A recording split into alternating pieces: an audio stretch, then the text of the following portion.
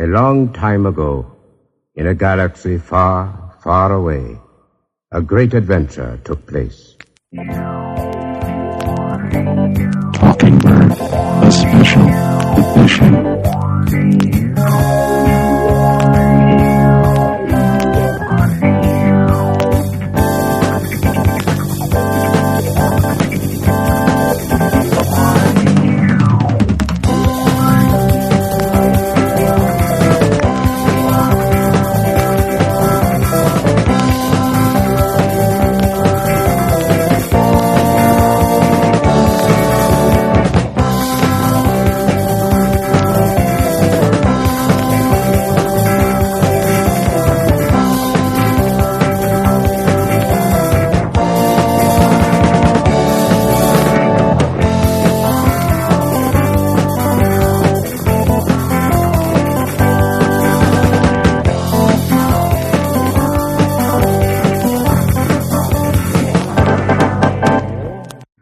Hello, and welcome to Talking Bird, the special edition, episode 35.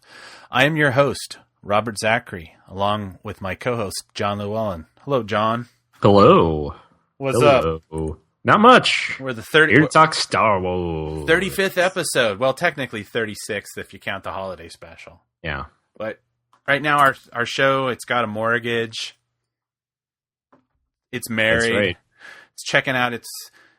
It's not so much worrying about their waistline, more like checking their hairline. It's getting nervous. It's starting to thinking about the future. Do they have any 401ks from some job they had when they were 25? They need to cash in. Sure. That kind of stuff. It's a big boy. It's a big boy Star Wars podcast now. Yep.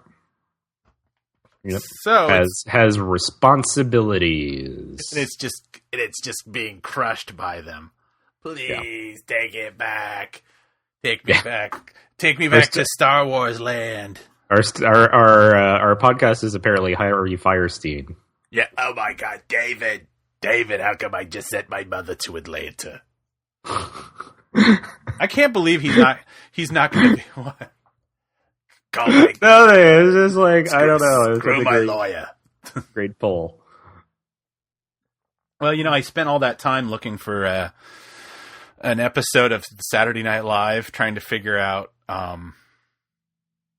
It was a skit, and I had it in the back of my head. I couldn't remember if it was a Mad TV skit or a SCTV skit, and it was a parody of the late Australian megastar Peter Allen.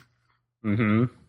And it's got to be SCTV. No, it actually turned out to be SNL, but it was an episode of the Harvey Firestein show that John. Oh, yeah. John Lovitz used to do those. I just want to be loved. Is that so wrong? Do you find me attractive? Yeah. It took me 2 years to find it. When I finally found it, I was like, "Yeah, this isn't actually that funny." Yeah, it's not. It was Kevin Kline doing an impersonation of Peter Allen, which yeah. He doesn't. Boy, so an impression of Peter Allen on the Harvey Firestein show, that's really aimed at the youth of America. That's really why I have such of the 1990s. I have the worst comedic perspective because of all these like really top, kind of the stuff that I gravitated towards was the SCTV stuff that wasn't wacky, that was more high-minded, or the era of SNL when it was Christopher Guest and Martin Short, when they would have Nathan Thurm and they would do the 60 Minutes parodies. Well, that doesn't really set you up to be very funny. That's that stuff is wry. It sets you up to be funny, but not with people who are the same age as you. Yeah, if you're just sitting around joking around at a party, and then you're doing you whip out that Nathan Thurm character that Martin Short did, and they're all just I don't what get is it. This? Yeah. Yes, today's episode is all about, my path to obscurity. No, that's all right. I mean, I love SC. I have the SCTV DVDs and everything too. And I love that show. Even, in college, I think is where I got exposed to it the most. I think I had seen it beforehand, but in college, for a while, NBC used to show episodes of SCTV at midnight or something. Oh, yeah. So I was in college, so I would watch it. because it would be on after Space Ghost or something. And so it was great. And like watching all these parodies and like references to things that, you know, in the 2000s don't make any sense hardly, but I love them so much. Yeah, I mean that's also is mostly what I do, but yeah, it's definitely like you have to explain. You end up having to explain a lot to the people to whom you are making those references. Exactly. It's like I need to come with my own like. What's that? All right. So what you need to remember is that there was a guy in the 1970s, maybe early 80s, and then a comedy show decided to make fun of him, and they did this sketch, but they combined that character. And they put him on the Merv Griffin show. Now, Merv Griffin was a guy who, in the right, like at that point, you might as well just you're explaining do your like church lady impression. You are explaining my life. That is like literally every time I interact with an adult who's not from a loosely connected to the right comedy message board scenes that we came up in. That's that same conversation where I feel my body, my soul leaving my body and going, I'm floating above myself. I can see myself explaining this joke to these people. They're not interested. I'm losing my perspective. Over Christmas, this is not comedy related, but it's indicative of my personality. I started explaining the plot of Mark Danielewski's House of Leaves. Uh-huh.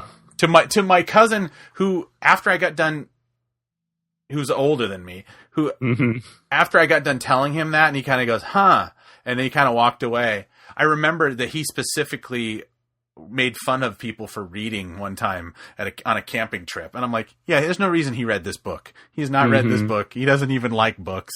And I'm explaining, like, well, what you see is that in the Davidson record, he measures the inside of the house, and the inside of the house is actually smaller than the outside, and it's a metaphor. And then it brings in, the Minotaur. Yeah. You guys know about the Minotaur, right? It's like, no, we don't. You dummy. Yeah. I mean, but even just that idea of, and I guess there must be comedy shows that do something similar today, but I feel like that's almost a very outdated idea. And I know it's not, but the comedy shows that like, we're going to make references that other comedy writers are going to think are funny, or like, I'm going to reference something that like 8 people are going to understand, but I'm just going to put it in this comedy show. Like, so, not even references to like Merv Griffin or Peter Allen or whatever, but I mean, like today, my wife was wearing a pink shirt and a brown sweater, and so I made a joke about the band Pink and Brown. And like, she has no idea who Pink and Brown is, but I mostly just made this joke to make myself laugh. And then she was like, "What? I don't." And so then I was like, "Okay, so there was this band called Pink and Brown, and you're wearing pink and brown, so I thought it would be funny." Like, just that idea of like, again, that sensibility of like, I'm just gonna make myself laugh. And that that means I end up having to be like, I'm mostly just making myself laugh with this conversation. Sorry, everyone. Well, it's funny. It's like, and for our listeners out there that are like, they haven't talked about Star Wars. They haven't talked about Star Wars. I will say this, keeping it germane, not to Star Wars, but to the impetus behind this show. I was thinking about that. It's kind of, is it on the Eagle Heart Twitter page when they call themselves the Velvet Underground of comedy shows? Oh yeah. And it's kind of the sad truth why that, maybe Eagle Heart didn't kind of ignite the consciousness of the comedy world. At least I think it did. But I've heard rumblings that, people weren't happy with the viewership, not the people that viewed it, but the exposure that it got. Right. It was a high concept thing. It didn't get the biggest ratings. It probably deserved a little bit more than a little bit more love than just a couple of nerds doing a podcast for it. Yeah. But Michael Cohen has, and you could argue that all of these people who worked on Eagle Heart were going to go on and do good things. Anyway, but Michael Coman, he worked on, or he continues to work on Nathan For You, and that's certainly, getting a bigger audience. And Jason Woliner continues to do really great stuff that gets exposure, and he's going to be doing that. He's going to be doing that third dinner. Oh, with I know. Brett Gelman. Oh my god, I'm so looking forward to that. I think we should break protocol, and I think we should do a talk. Maybe just do a special episode. Do a special episode when that third one comes out. Yeah, because I'm looking forward to that. And then Andrew Weinberg is doing. I don't know what level he's involved in, but he's involved in Moonbeam City, the animated kind of. It's all the characters look like Nagel paintings. Yeah. I haven't really dipped into that as much. I've been lazy about watching TV. But I guess my point is and I guess he and Coman, I think, also worked on I think they both worked on the Jack and Triumph show and the election special that is now on Hulu, the Triumph election special. I heard a clip of that. I think I'm going to watch that once we're finished. I'm going to save that for Friday for me to poop on. Right, so that's so they're still kind of in that orbit. So I guess the point is that it's not people that kind of go to that stuff. People that are maybe went to good schools. I didn't go to a good school. You probably went to a good school. I went to a good school, but not a school that places a lot of people in the comedy writing world. I'll be sad when that era of comedy goes, because there's there's something to do with guys that, maybe aren't afraid to show off how much they know about stuff. And then it would inspire me to go and want to read up on stuff. Like if I didn't get something, it was almost like I felt it was incumbent on me to go find out about it. Like I didn't even know, like back to the, Paradise Rising, I didn't know about that Danny Thomas coffee table thing. Oh, yeah. And okay, that's not the highest of the highbrow. For those of you who don't know what we're talking about, this point, just look it up. Yeah. And it's and please go, I don't even remember what episode that was of Eagle Heart Season 3, but just go back and listen to our episodes from when we did it, because the moment where I had to explain to Robert remains one of my favorite moments on this podcast. And it's, and to be honest, at the end of the day, that joke's not Moliere, but is definitely, it's one of those things where, it's a really intelligent, funny way to basically tell the poo-poo and pee-pee jokes that everybody loves. Right. And reference Danny Thomas, who hasn't been referenced on network television or cable television in decades. He was the Medicare guy for like my entire time I grew up. He was the Medicare guy. And he goes, "Do you guys know what a copay is?" That kind of stuff. And I think I talk about that on the episode. Yeah. But we should probably talk about Star Wars. So Star Wars. So that comes back to Star Wars in several ways. But Star Wars. I think Star Wars references. It's odd because people make I'm trying to make this a transition, and it's not going to go well. But I think people make people make the same Star Wars references over and over. Yes. Like, this is the blank you're looking for, or this isn't the blank you're looking for. Like, I've heard that so much over the last couple of years.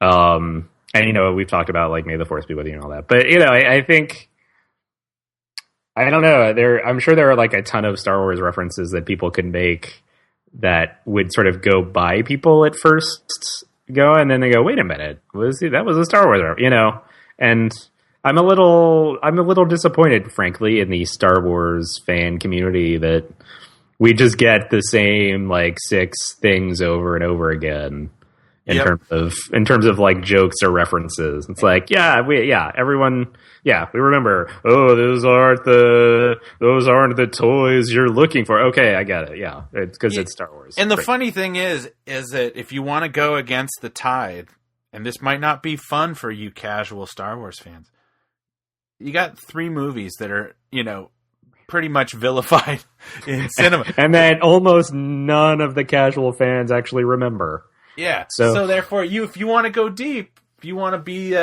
go hit them prequels. Yeah. I mean, I've heard jokes about I hate sand and things like that. So it's an area rife. Like I don't hear a lot of specific. It's rife. Not rife. It's ripe. Or jeez. It's ripe. I don't even know what the word I was trying to use. It is untouched, unsullied. You can go after it, and you could make all kinds of obscure jokes. Yeah. I am not. That's the one thing I would say without becoming a social critic today is that humor is very on the nose now. Mm-hmm. And I'd like, SCTV and MST3K and some of those eras of SNL. It's, even though I actually really enjoyed last week's SNL, but most of their jokes are pretty on the nose. Well, I'm finding that now with the sketch that Adam Driver did where he played like Matt or whatever. I'm worried that that's being driven into the ground now because immediately, or not immediately after, but like a couple of weeks out, everyone laughed about it. Oh, this is funny. They shared the video. And then a couple of weeks later, someone on the internet made a mock-up of like a action figure. And, they did the backing and everything for Matt's. And that's kind of, cute that he did that. But that's kind of... Now, people are doing cosplay as Matt, Adam Driver's. And I'm like, don't make this into... Would that be it's almost like comedic appreciation for people on the spectrum kind of idea? Yeah, maybe. It's like they only I enjoy the rigid order of this joke. You don't like the humor of it? No. I like the fact that all the colors were pleasing to my eyes. Yeah. We're kind of in a weird place for it's like the guard is changing. I honestly, if I'm being honest, I don't think there's much hope for my brand of what I think is funny to persist. Maybe the kids that are 5 and 6 now maybe they'll appreciate it. But right now, it's more of that on the nose kind of. I mean, that was a good sketch, but like you said, people are running it into the ground. They had the and it's not even Adam Driver or SNL that's running it into the ground. It's like fans being like, "Hey, they made a Star Wars joke. Get it? Everyone who likes Star Wars, I'm making the same joke, and now I will seem funny." And it's like, no, it's not really how that works. Exactly. So there's not really a way to transition. So the biggest news, I guess, this week, Star Wars Headspace. Oh boy. Executive produced, compiled by Rick Rubin. It's a compilation of original electronic music. They call it electronic dance music. I don't know if all what used to be called incorrectly, but what used to be called techno music. I don't know if all of that is now just called electronic dance music, or if electronic dance music it's EDM, man. I don't know if it refers to a specific subgenre, but anyway, it's just electronic music infused with Star Wars sound clips and effects. And so I'll say, so if you just look it up, it's on StarWars.com.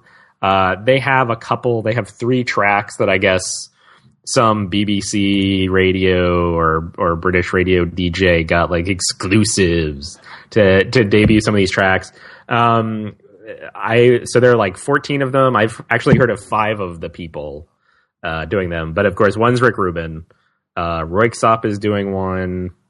Bonobo is doing one. Flying Lotus is doing one. And I can't remember who else, but the people I've heard of who are doing this thing are I heard of them 10 or 15 years ago. So I don't know how many of the other artists on this are the hot new artists, or if these are people they could rely on to make a focused 2 or 3 minute track. But what the Flying Lotus track that is on StarWars.com, if you listen to what they have, it's the radio DJ playing it, but then afterwards he has an interview, a very short interview with Flying Lotus about it.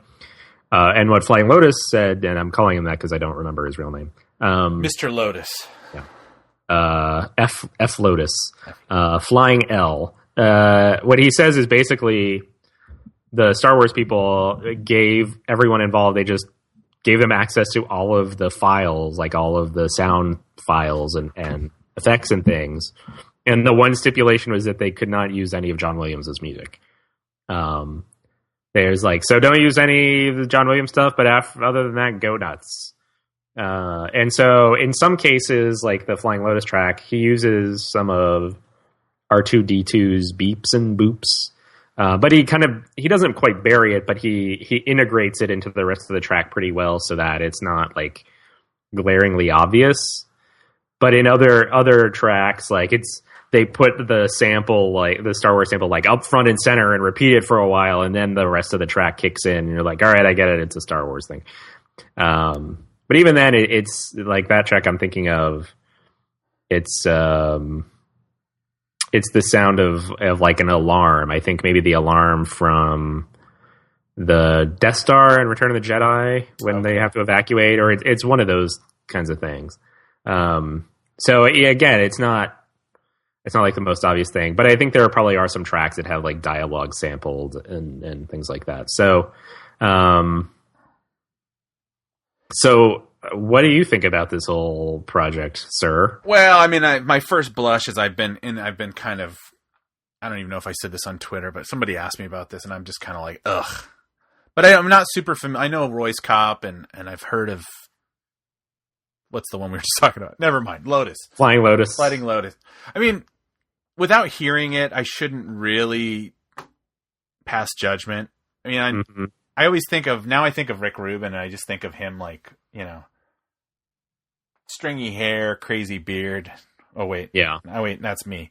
But no, laying on a couch, just kind of laying on his back, just kind of passing judgment on stuff like that track needs to be faster. This track needs to be slower.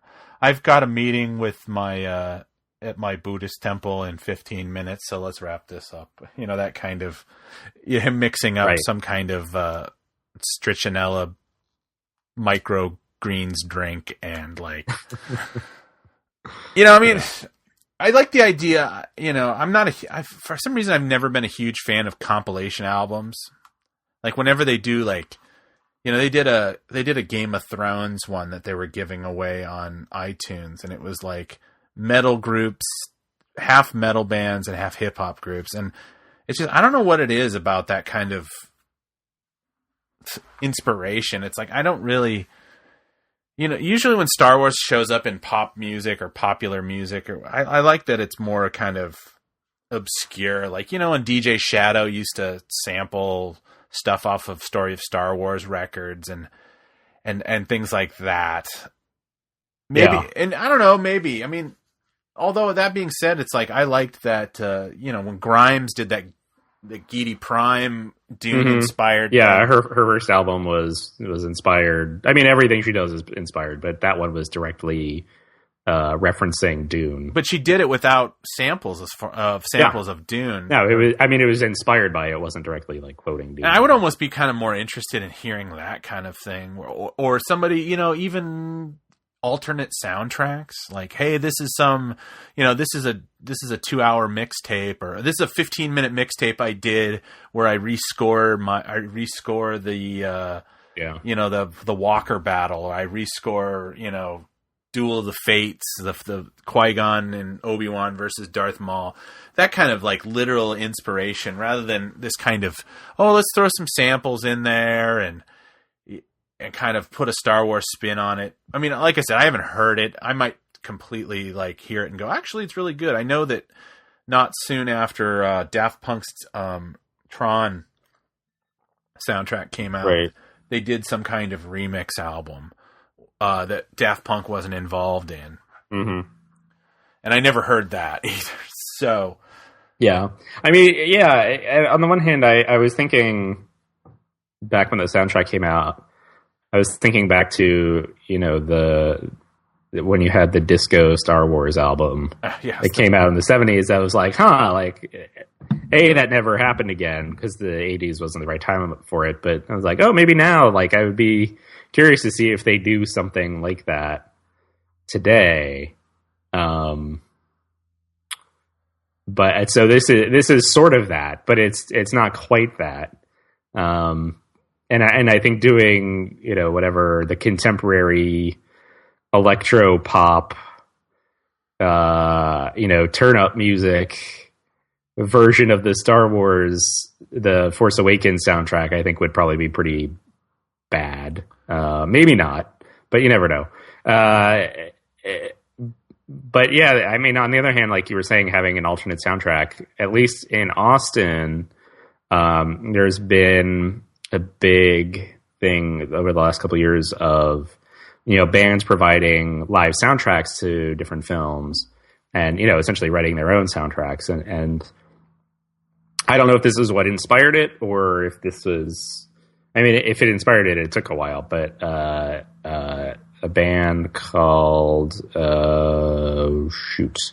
Cinematic Orchestra. That's what it is. A post-rock band, Cinematic Orchestra, did put out basically a soundtrack to this the old Russian silent film Man with a Movie Camera. And that was great. So if someone was going to put out an alternate soundtrack, I would kind of like to see it be like some kind of band, doing it where the instrumentation is completely different. It's going to sound different. It might hit some of the similar emotional notes, but maybe it'll be different in places. And I think that could be neat to do with all the Star Wars films, I guess, but particularly The Force Awakens, I think would lend itself well to that. But yeah, this idea of, and especially Rick Rubin being so heavily involved, whenever Rick Rubin is involved in stuff, especially now, I'm like, all right, you saw that you can make a bunch of money with this. Yeah. And it's probably true, right? It's something about that. So when Rick Rubin is brought in on something like this, and it smacks of like, oh, it's a room of like Bob Iger and who's the guy that he's one of the guys that owns Beats. It's not just Dre. He was a big producer. He produced Springsteen and Tom Petty. Jimmy Iovine. Oh yeah, Jimmy Iovine. I just have this idea of like Jimmy Iovine and Bob Iger all just like sitting in the thing, like, what should we do? What should we do to get the kids in on this soundtrack? Because it's probably not selling. I don't know. I don't know anything about what sells anymore. I never bothered to look at the Billboard. I know they changed the threshold recently, so hip hop people that don't release physical copies are now getting platinums, which makes sense now because of the technology. But I don't know what the kind of sales figures for this soundtrack are. But I just have this feeling it's like they're all like, let's call up Rick Rubin, because it's like, because like they're still thinking in that mindset of the old record company kind of idea that, that there's a Svengali type character that will, he knows how to turn this into gold. Whereas, I don't know. Yeah. Maybe I was thinking if like they're wanting to appeal to youth, maybe they should have gone. Those Royce guys are older too. I think that's what it is. On the one hand, I tend to associate Rick Rubin a lot more with his work on rap and other stuff, even though I know he has like a very very diverse catalog of stuff that he's worked on. But for whatever, maybe it's because I've listened to more of his rap output than any of his other stuff. But I so that aside, I think you're right. It's like, they're clearly marketing to a specific audience by putting Rick Rubin's name on it and by like putting it in their press release, like up front and center. This is executive produced by Rick Rubin. Like, I can't imagine a 20-year-old or a 15-year-old who likes electronic music and likes Star Wars. Like, are they going to know who Rick Rubin is, or is that going to matter to them? I think they'll know, but they probably won't care. Or they may, if they're really into music, then they'll know. But, I don't think of Rick Rubin as like an electronic music producer. And so to have him on this, it's like, oh, well, what are you going for with this release? Like, who are you marketing this to, and what do you hope to get out of this project creatively, or I guess even financially, right? Like, it's all right, sure. I guess Rick Rubin. Yeah, I guess at the end of the day, I would much rather hear some 17-year-old kid with a, I don't know, whatever the I don't think Fruity Loops is the program people use anymore, but no, not anymore. Some kid with Ableton Live or whatever creating some kind of thing that isn't even like concerned with, you know, these restrictions, like, oh, you can't use any of John Williams' music. Well, if the guy knows he's got something original to do with it, you know, and you're going to release it under Disney, then pay the kid, the copyright, and let's hear it. Let's hear some, you know. Yeah. It just kind of sounds like this isn't something that, you know, it comes out on the 18th digitally and doesn't even come out in a physical copy until the 18th of March. And it's just going to be like, you know, I'll give it a fair listen, but I'm not excited about it. Yeah. I think even that it doesn't have to be like some unknown 17-year-old from SoundCloud or whatever, right? It can be, right. They have, right. Like I said, I've heard of Bonobo and Royksop and Flying Lotus and, you know, the others I haven't heard of. I'm sure there are people who know more about electronic music than I have, but, you know, have one of those people who has a lot of connections and maybe has more of a connection with today's electronic music scene. Do it. I mean, it just seems like, okay, they're looking to cash in on this, which obviously it's Disney, it's a corporation, they want to cash in on things, but it feels a little awkward. There's something about it that feels a little awkward. And also the fact that it's called Star Wars Headspace. Yeah. Like, that phrase, when I first heard it, I was like, they made a psychedelic rock album?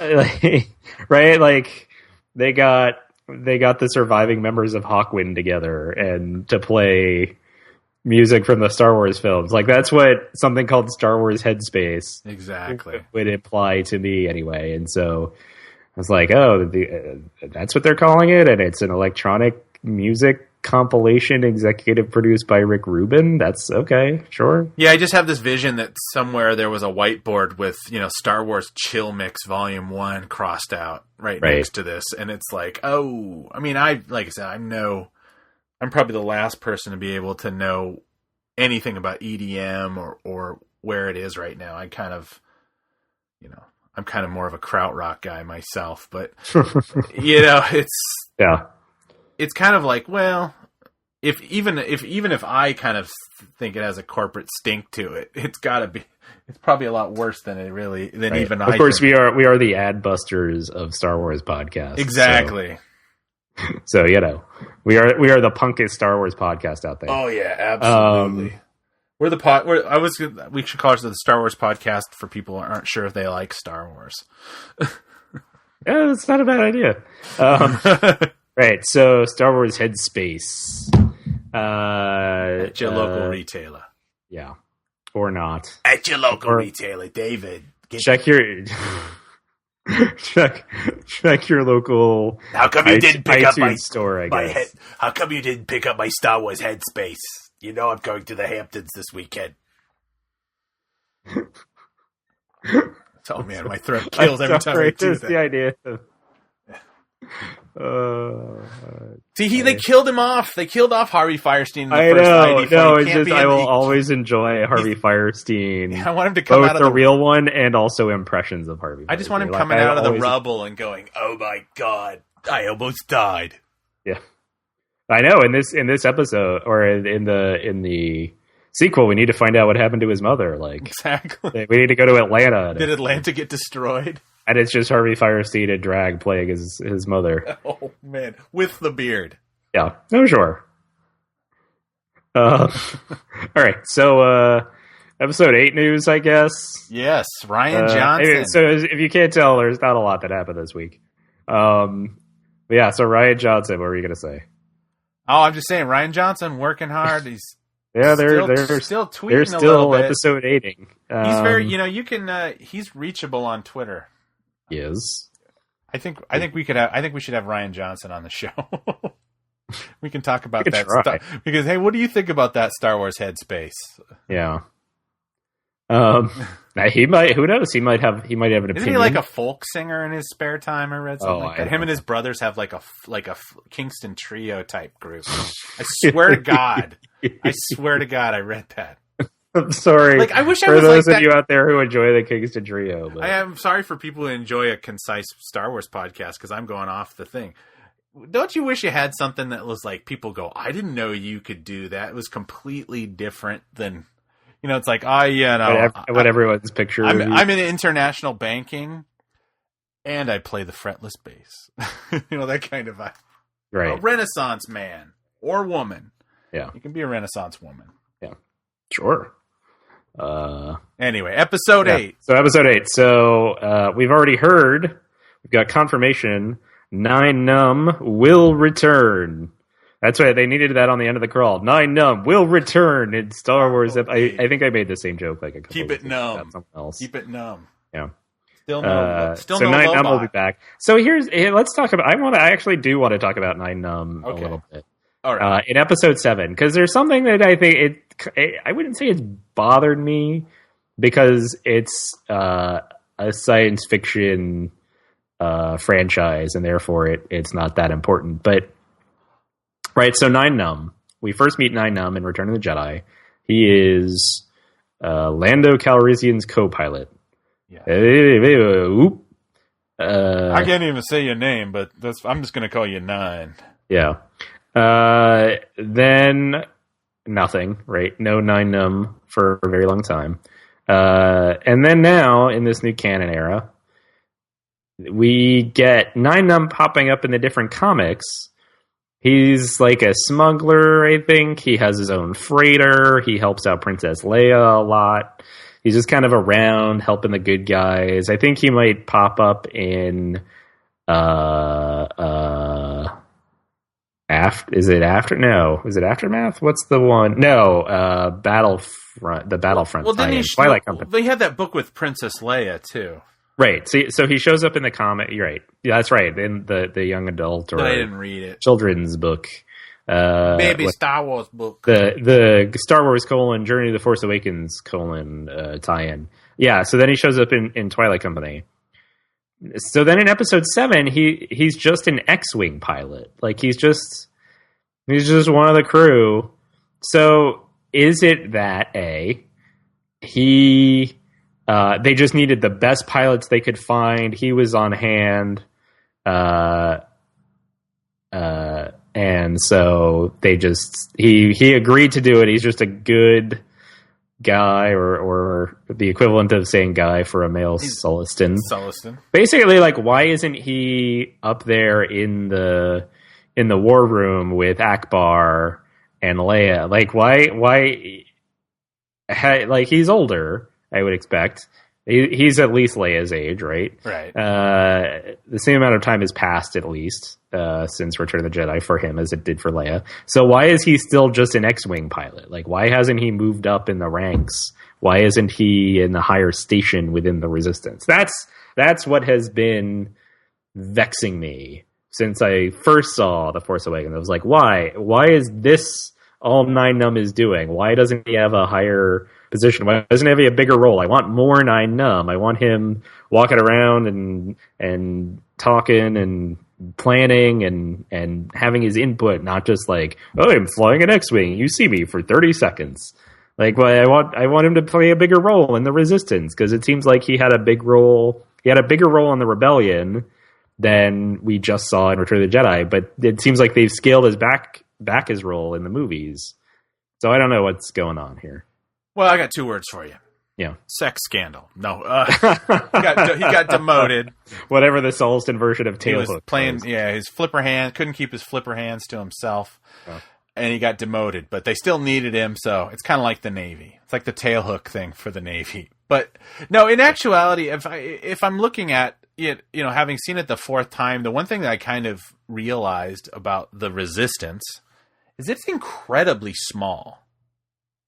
Like, they are not, that was an issue in episode 4 when Lucas made, and this was referenced in there's an article in one of the old Star Wars Insiders about this fabled thing that has never been released called Star Wars the Lost Cut, which was like the first assembly cut that where the special effects weren't completely done, and it was in Star Wars lore, it was the cut that I think was shown to Brian De Palma and Spielberg and some of the people, and they were all very, except for Spielberg, were very, very disappointed, and they kind of were like commiserating with George, like, "Oh, I think you really bit the big one on this movie." So, well, it's no American Graffiti, but exactly. You can't always make American Graffiti.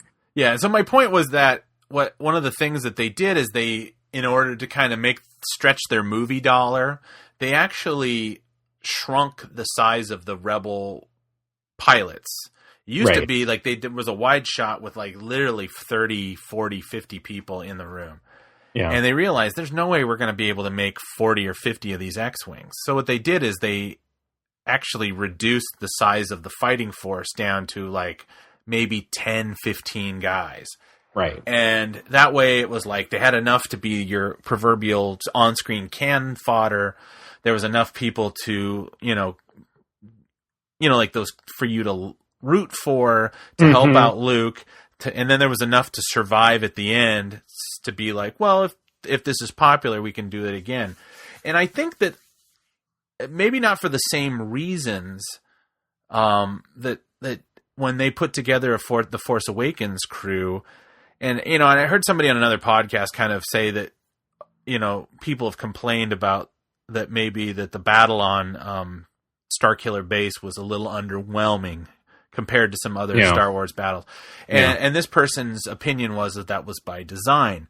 Now I can get behind that a little bit, just because I think that there was a lot of emotional heft going on. Han Solo's dying, Rey is, coming into her own with these powers, and they wanted to de-emphasize maybe the space battle. Also because, how even in previous Star Wars movies, like The Phantom Menace, the excitement of the pod race, at least I enjoyed the pod race, it does end up causing the Naboo assault on the Trade Federation things. It even with Anakin's ridiculous his Mary suing of the destruction of the Trade Federation. I don't know if Mary Sue is even a term you can use anymore, but I'm sorry, just the way that they kind of made it just be like a lot of serendipity, a lot of coincidence, whatnot, and that in itself has, I think, ever since Star Wars has come back from the original 3 movies, they've always consistently had this problem about how do you make these battles as good as the final trench run of A New Hope, the walkers, even the huge battle of Return of the Jedi. It can be underwhelming, except for the parts where when they actually get inside the superstructure of the Death Star, at least to me. So my point is, if I'm going to actually get to a point, is that I think they were dealing with a smaller. The Resistance doesn't seem to have any real capital ships. Like, we don't see anything when they come to rescue everybody on Maz Kanata's planet, which I don't remember still can't remember the name of. Takodano. That they don't come. They just come in. They don't come from. You don't see them coming from space. Right. So we're dealing with a much smaller reservoir of characters, and I think that was kind of. It seems like that's why he would be there. That's why you get that thing. It's like, oh, he's the old man of the group, even though he doesn't talk, does he? I don't hear his voice. He like very briefly, like he might say like 4 words. Yeah, and it's like that thing where it's like, he was talking a lot, which I think was in. It was an African dialect, I think, at the time, because I remember reading that at least what they claim is that what they had a speech coach come on, and it might have been Swahili. And he's actually speaking Swahili in context. They just didn't do it for like Greedo's Greedo stuff from A New Hope is a composite of I want to say it's an Aztec dialect or something, or what they think is an Aztec, or maybe as a Mayan, something that they still have access to pronunciation, but like an ancient language that no one has spoken for centuries. And they didn't contextualize what the Greedo is saying. They just they did it for phonetic, you know, to make it sound right. But he speaks in context.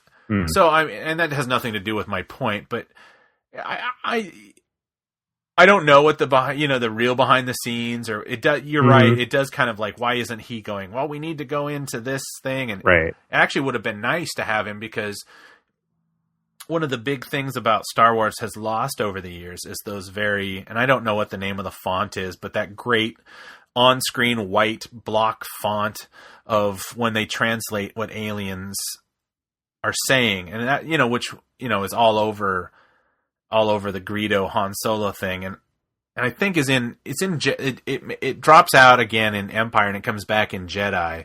And then it's only used briefly here and there in the prequels. Yeah. So it would have been great if he was standing there next to Akbar and he'd be like, blah, blah, blah. We need to, we're going to have to come in really close to this ship. Almost maybe explaining the idea, the thing that always feels really jarring in The Force Awakens, when Han is just kind of half explaining to Finn that, we're going to come out, 5 feet from the planet, Right. It's just like, what? That doesn't really, I know that Han's a bit of a daredevil, but that even seems right. It seems ridiculous. Yeah. So yeah, I'm this is sort of the reason this is what I've been assuming, that he was sort of like, like you said, the old man of the group. He was, the Resistance doesn't have a big fighting force. They don't have a lot of pilots. And so he was on hand. They needed a pilot, and he stepped in. And I think another part of it too, it could be that, hang on.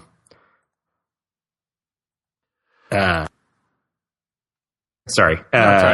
It's clearing my throat. I think part of it too could be, that J.J. Abrams wanted that kind of feel similar to the space battle in A New Hope, that, the trench run in A New Hope, which had a smaller fighting, right? So I think J.J. Abrams and the folks making Star Wars The Force Awakens went through some of these similar thought processes that you've been talking about, and came up with these kind of justifications, right? That, like, for them, it was more powerful that you had a smaller group of X-Wings that was able to take down the Death Star, right? It added to the story. It added to this kind of David and Goliath dynamic. And so they wanted to replicate that in The Force Awakens.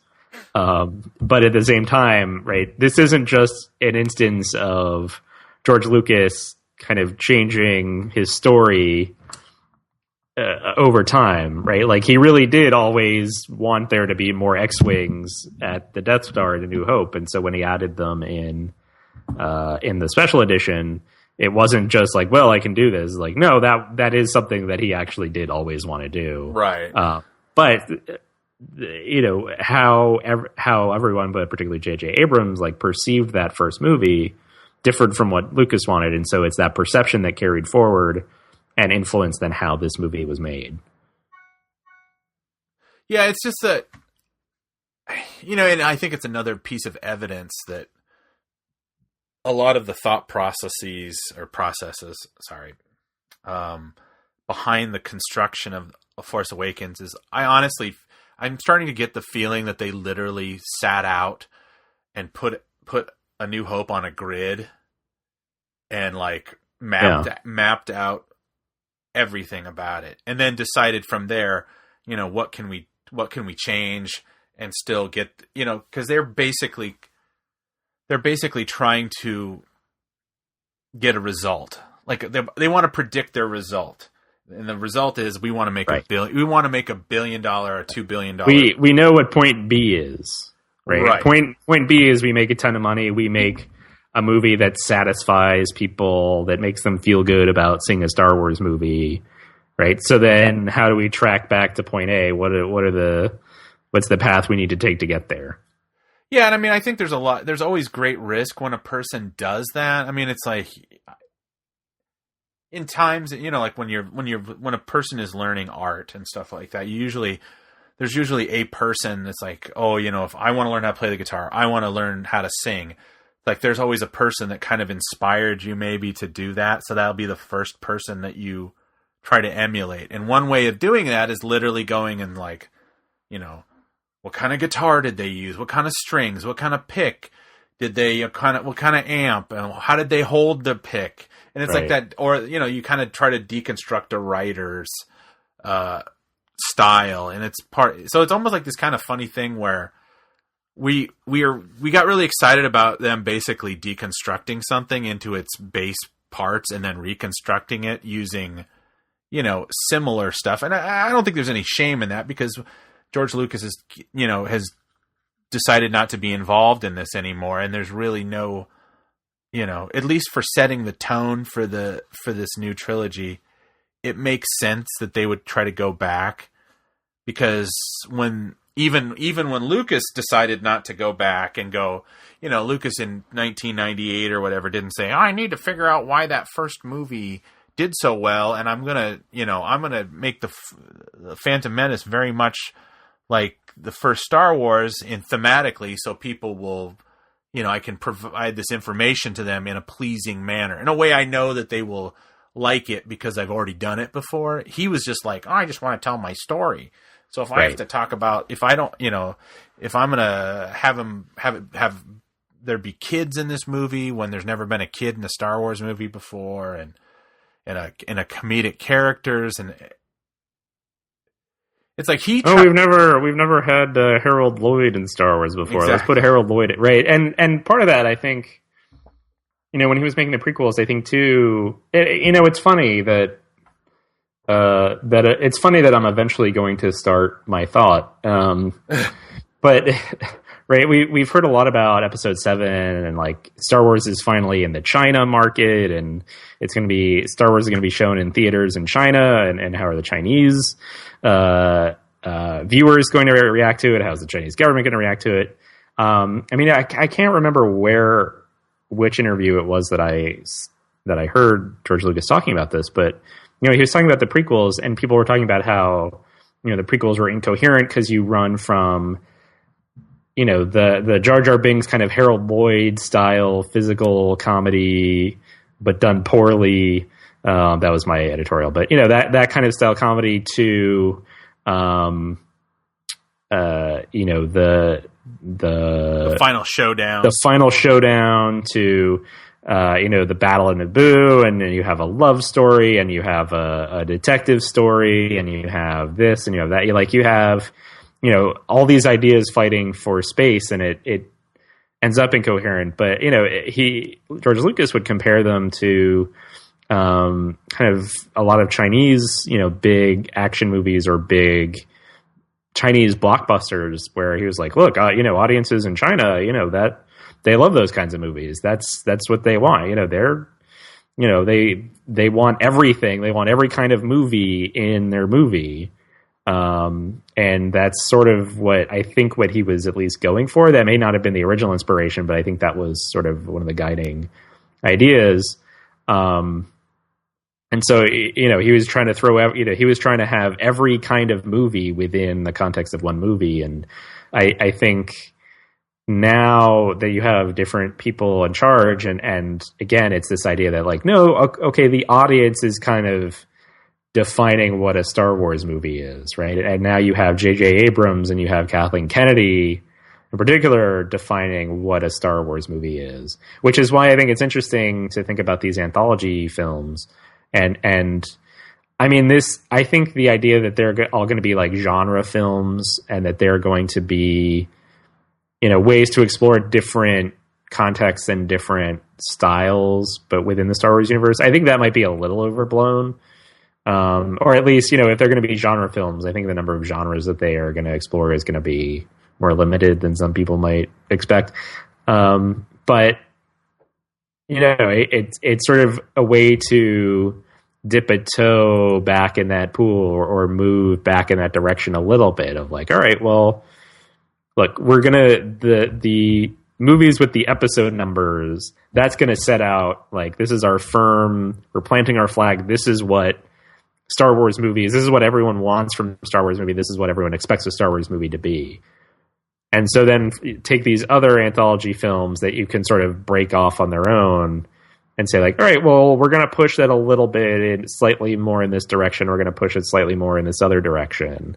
just to kind of test the boundaries. Now that George Lucas really expanded those boundaries, and now that they've kind of snapped back, right? We went too far too fast, and so that rubber band snapped back, and now it's small again, right? The idea of what a Star Wars movie is small again. But maybe they're going to take a slightly more sensible, slightly more probing, incremental approach to all right, well, what if we just kind of push on this side of it a little bit outwards, more towards, the war picture. And now what if we push this way, push this side of it, and we're going to push it more towards a Western in this direction. And maybe a noir movie or, whatever else. Which I think is probably, that's the smarter way to go, I think. And I probably would have felt that way even without the prequels as the counterexample. But so that I want to jump over to episode 8 now. Okay. I guess that we had a rumor about episode. Yeah. So episode 8, we're still talking about episode 8. I wanted Rogue One. That's what I wanted to jump over to. Rogue One. Okay. So a model whose name I don't have. She posted something, or she gave an interview. She's in Rogue One. She's one of the resistance or the rebellion folks, I guess. And she mentions that she's running away from a tank, and that it's a war movie, but it's right. I've basically what I'm getting at is I've seen Rogue One. They keep going back and forth, and by they I mean just anyone writing about this movie. It seems like we go back and forth between calling it a heist picture because they're trying to steal the Death Star plans, and then this horror movie, right? It's like Black Hawk Down, but in Star Wars. And it's I wonder if I'm curious at this point to see to what extent either of those descriptions are accurate. Okay, is it going to be pretty firmly one or the other, and so some of these descriptions are just wrong, or are they really trying to put these two things together, the heist movie and the war movie, and is that going to work? Yeah. So what do you think about that? Well, I think it's because there's already a movie called Monuments Men that's basically that idea of man. And that's a war movie and a heist movie, and that was also trying to be funny, I guess. Then that did not. Yeah, I did not make it. I didn't even make it to them getting to out of basic training. Monuments Men, music by Alexander Desplat. Oddly enough, Monuments Men was a real miss for me. He's just going to take the Monuments Men soundtrack and plug it into Rogue One because no one remembers the Monuments Men soundtrack heard it. Anyway. Yeah, everybody said that about 2 years ago or 18 months ago. Everybody was the biggest thing in the world was the Marvel Cinematic Universe, and there was a lot of talk about how nobody. Can do no wrong. They've got a license to print money. And isn't it exciting that they can go off in all these different genres? And, I think they've done that to, the Guardians of the Galaxy was kind of a sci-fi comedy. Yeah. That, and Ant-Man had heist elements in it. It was certainly meant to be more of a comedy. And that was that's a good movie. I kind of, unfortunately... I thought Ant-Man was... I thought it was decent. I was kind of surprised. I was expecting not to like it. The problem with it is it's kind of if you don't do it well, it can immediately kind of be a liability. It's, Star Wars is not... They try to do a mystery in episode 2, and that the mystery that's it's probably it's like the old joke that Harrison Ford ever makes about Rick when he played Rick Deckard in Blade Runner. It's he was a detective that didn't do any real detecting. Yeah. And that's kind of what happened with Obi-Wan. It's he just kind of basically he just goes to one place and he stands around and waits and like sneaks and sees something happen. Right. And that's his detecting. There's not a lot of, I mean, it's a Star Wars movie. You can't, it's not the 3 Days of the Condor, but, Why did I say that? Because I don't even like that movie. That was the movie when I finally saw it. I go, this is the movie everybody talks about being like a great mystery. It's not like it's like not No Way Out with Gene Hackman and Kevin Costner. Nobody saw that. Why did I pick that one? Yeah. No, but my point is that I mean, like, think about Guardians of the Galaxy. Did you like Guardians of the Galaxy? I never saw it. Okay, so the only new Marvel Cinematic Universe movies I've seen are the first two Captain America movies and Ant-Man. And I guess the first Iron Man, but that was like a decade ago. So, yeah. Yeah.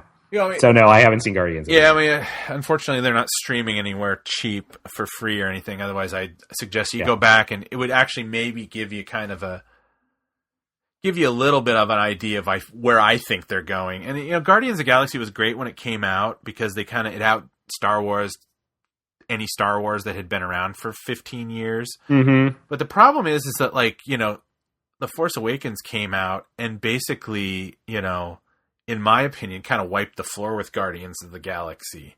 It's they tried to do that formula in a kind of a different way, and kind of it's a heist movie kind of situation. Mm-hmm. So I don't know if they can, if they do a heist movie, it's like, and it's a straight up heist movie kind of, well, even though it's not Guardians is not a heist movie, but, well, I think we've talked about this before, or mentioned it before, but, what's his name? Timothy Zahn wrote like Ocean's 11, but in Star Wars. Oh, Scoundrels. Yeah. Yeah. And I mean, that's like late period Timothy Zahn, which is not my favorite Timothy Zahn. Yeah, he'd kind of given. But even just that idea, it's like you hear it and you go, oh, okay, but you don't need to read a book about it, right? And so, like, it's the kind of thing where I wonder if someone says like a heist movie, but in Star Wars, like, yeah, that works as a pitch, but I don't know that works as like 100-minute, 150-minute thing. Yeah, I feel like, I'm trying to get my points more clear, but this is a bad week. Interrupting you, sorry. No, it's a bad week for me being clear. It has nothing to do with you. I think at the end of the day, and this doesn't really answer it, I feel like just make a Star Wars movie. Don't be overly concerned about. Yeah. Don't get too cute with it. Don't if there's going to be obviously ideas of heist movies, and like, of course, A New Hope has. The gunslinger comes into the bar, or the farm boy comes into town to buy something. It's kind of like the Shane thing where, pick up the gun kind of stuff, where the Dr. Ezevan or whatever and Ponda Baba harass Luke. And, that's an aspect of Westerns. And then there's the saloon shootout with Han and Greedo, and that's another aspect. And then there's the prison break with Leia. There's the, Lucas even basically refers to his own movie of American Graffiti with, Luke's yearning to leave the planet, blah, blah, blah. So, I mean, you can pay homage, and obviously homage to Japanese, the cinema of Kurosawa, but you can touch on those things, but don't, the whole idea, it's a heist movie. I'm like, well, obviously, is it not going to be wacky? They're not going to, if they're going to have like literal beats taken from those Oceans movies, which I've never, I think I sat through the first one and maybe half of the second one, and they're not my, it's basically, I don't like watching a bunch of rich guys get a check for doing nothing. The only person that I'm ever excited is like Don Cheadle, because it's like that dude, deserves to be as rich as those guys, and so he's getting a good payday. And that's the only that's the only time I ever watch those movies and go, oh yeah, this is pretty good. No, it's mostly like, oh wow, they get to put on nice clothes and be wry, and these movies are. They're the cinematic equivalent of baloney. It's like, well, it'll feed you, but will it sustain you? It's kind of. I just don't want Disney to turn this into something where they're chasing a lot of genres around. You could say that. Right. You could say that. You could say they did it a little bit with The Force Awakens, only because the idea of Rey being almost kind of and they don't say this explicitly, so this is how they're able to skirt it. Like, she's not the quote, the chosen one. Right. But there's a lot, that the whole thing with dystopian teen fiction with your Hunger Games and your, and everything. It's always divergence and whatnot. It's the young woman who is chosen kind of idea. And it's this where they can skirt around explaining it. Oh, she was just chosen. She's the best at bow and arrow that can ever be. And I mean, that's fine. Cause it's the popular, it was a popular genre, although I think it's kind of coming to an end. But I think they did it in the right way. They homaged that in the zeitgeist, people are agreeable to that idea. They homaged the zeitgeist. Yeah, I'm sorry. That's the way to do it. I sound like an asshole. But I think it's smart, but I think it's like, it's that subtle thing. It's the torch passing that people loved in Star Trek, JJ's Star Trek. There's a literal kind of the idea of torch passing. I think there's a physical torch passing in that movie too. I think he hands him a torch, and I mean the lightsaber is the torch in this one. So I mean, there's ways to do it without it just being like we're gonna flip the script, and because I mean, I've heard rumblings that this Han Solo movie is just going to be like laugh out funny. And it makes me really like wonder. It's like, if there's no weight to it, if there's no heft to it, if it's going to be self-aware of itself, how fun is this going to be for people? It's like you're getting a iconic character recast, and you're getting something that has humor in it, but it's never been the driving force. Right. I mean, and essentially, we've kind of learned what humor works and what humor doesn't work in a Star Wars movie. And so to like try to set out, like, you can say, I want to make a Star Wars movie, and like, okay, we need some beats that are more lighthearted, because we're also going to hit these beats that are sadder or whatever. Right. But to like self-consciously go out and say, I want to make a Star Wars comedy. Like a comedy set in the Star Wars universe is like, I don't know that works. Again, I don't know that we don't have any evidence that actually works for a movie. Yeah, I mean, basically, it's what was it? I think it's our friend Khan, who I'm most assuredly doesn't listen to this show, but he made a joke on Twitter, and he said something basically that those Family Guy Star Wars parodies hurt Star Wars more than those prequels ever did. And he was making a joke, but I agree. It's it's well known that right before the Disney acquisition of Star Wars, that there was an entire season done in the can of this thing called Star Wars Detours, and it was kind of a stylized animated original trilogy era parody of Star Wars, where it was like a lot of inside jokes. So like, oh, it's the things it's the stuff in the margins you don't see in the movie. And it was not going to be canon. But it was going to be extremely high amounts of, jokes. It was going to be like Robot Chicken level amount of jokes. And it got pulled at like the 11th hour. I mean, it had been announced at one of the celebrations or something. So it was like a foregone conclusion it was coming out, and then it got pulled ostensibly because they realized like, well, we're going to reboot this galaxy, and the first thing we're going to put out is something that just kind of mocks it.